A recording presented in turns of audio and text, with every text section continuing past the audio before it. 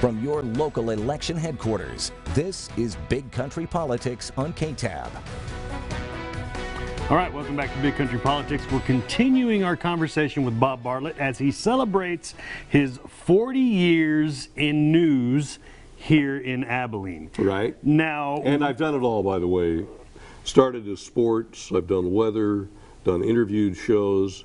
Hosted a movie. I was going to say Jackpot Movie, which was on KRBC at late afternoon. A lot of people remember that. Yes, they do. I hear about that a lot. And then news, of course. Well, and we want to talk to you, and maybe we'll get to it, about the changes that we've seen in news, but as we were in break, Sam's sitting over there, and he brought up, because there's so many stories, Sam brought up when Columbus Day flood, believe 2007. Did we narrow that down? Yes, I'm not sure it was the Columbus Day flood, but it was sometime in 2007 when there was a major flood. There was a storm in the Gulf of Mexico that moved up into South Taylor County and just dumped lots and lots and lots of rain, created flooding. And I had been listening. One of the things my children and my wife will tell you That's right. they grew up with is I have police scanners at home, so I can hear when things are going on. So we get calls from Bob at all hours of the night. At all hours. That's right.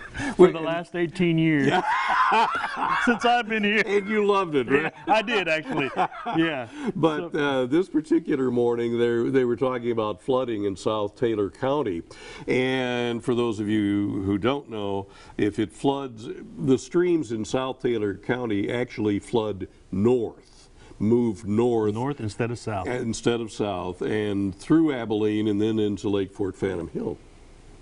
So if it's flooding in the southern part of Taylor County, pretty good chance that all that water is going to flow north through Buffalo Gap and Wiley and then the city of Abilene into Phantom. And so that morning I called Sam at, I don't know, 5 o'clock, 5:30 or something. And we went on the air and concerned about the rising water levels and so on. We were on the air for 13 straight hours. 13 straight hours with, on the air. Yeah, just describing what was happening. And of course, Sam and I have worked together all these years. And with you were working that day. I was working that day, yeah. You shot from the air. Shot from the air, from a plane, yeah. Here's another thing I wanted to bring up. You wear a pin. Yes, sir. Tell me about that. Well, I am and always have been a very proud American. Served in the Army, and but have always been very proud of this nation. On September 11th, 2001, I was taking my children to school, elementary school, and just as I was walking out, my wife said, "Have you seen what's on TV?" And I hadn't at that point. She said a plane flew into one of the Trade Center buildings in New York. And real quick, did you know right away what it was, or were you like, accident? No, in fact, what they said at first was a small airplane. Yeah. Mm-hmm. So my thought was, well, a small twin-engine 4 or 6 passenger airplane. And it wasn't until later that we found out that it was an airliner. And then I was listening to the news on the radio in the car taking the kids to school, and the live report and the announcer said, "There's another plane slammed into the other World Trade Center tower." And at that time, terrorism wasn't what we think of it today. I mean, that's the first thing you think of now. Then it took a while for terrorism to at least come to me. That's not the first thing I thought of. I said, how can there be 2 accidents like that on the same day at the same time? It was clear in New York, beautiful day. So anyway, 9/11 happened. That night, our weatherman at the time, whose name was Buzz Lopez. Buzz Lopez, I remember Buzz. He brought me this lapel pin, the American flag. And I put it on then, and I've worn it every day since. And I'm not planning to take it off. I just feel that strongly about it. But that's the history behind that that pin that you see on my lapel every day. Very nice.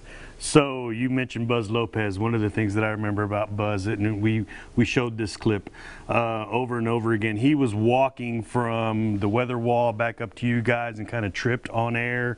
Yeah.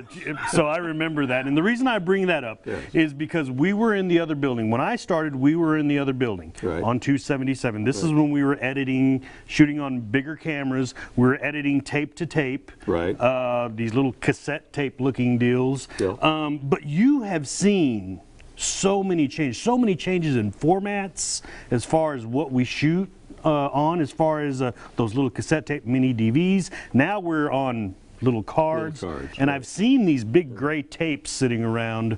That was before my time. Right. But you have seen a lot, not only in the formats we use, the cameras we use, the equipment we use, but also how people consume news. I just want to get your perspective on that. Well, it has changed completely. I mean, I started in radio and was reading news on the hour and the half hour on radio stations.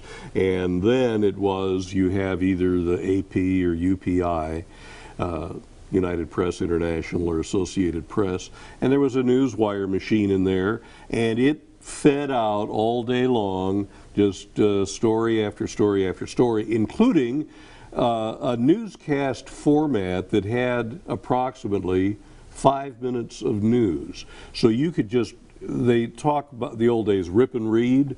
You could rip that paper off the printer and start with the top story and just go all the way through, and by the time you got done, you'd filled about 5 minutes of news.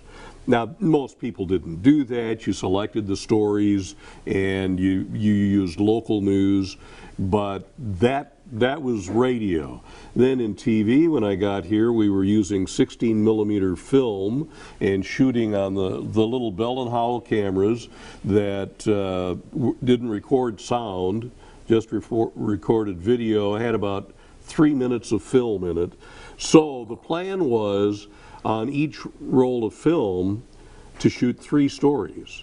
You'd shoot each story for 1 minute and 15 seconds, and that would give you enough for your story to air on the air that night. And by the way, it's shot on film, so there is, you just don't bring it back, dump it in a computer, and put it on the air, kind of like we do now. Right. You had to develop the film. We had a processor that actually processed the film, and mentioned Larry Fitzgerald earlier. That was one of the things that he watched. You had to adjust the chemical flow, and this film would go through the machine and come out. And then, once it was processed, you had to edit it. So, you know, if there were bad shots or it was not enough video or too much video, you had to actually splice. Clip it. You had to clip the film, and then we used glue. You glue the splice, find the next part, glue it together, then roll it on through and go through and chop this out, put it up, put the next together. Sounds like a lot of work. that was film. Then we've got the videotape, where it was, as you say, you recorded on one tape, you edited onto another tape, which was played on the air. And of course now everything is done by computers. By computer. And they're giving us the wrap. Bob, we didn't have enough time. We need to have you back on. Thank you for coming on. Enjoyed it. Thank you, Victor. Thank you, Bob. Appreciate it Bob very Bartlett, much. Celebrating 40 years. Lots of memories. We'll be back on Big Country Politics.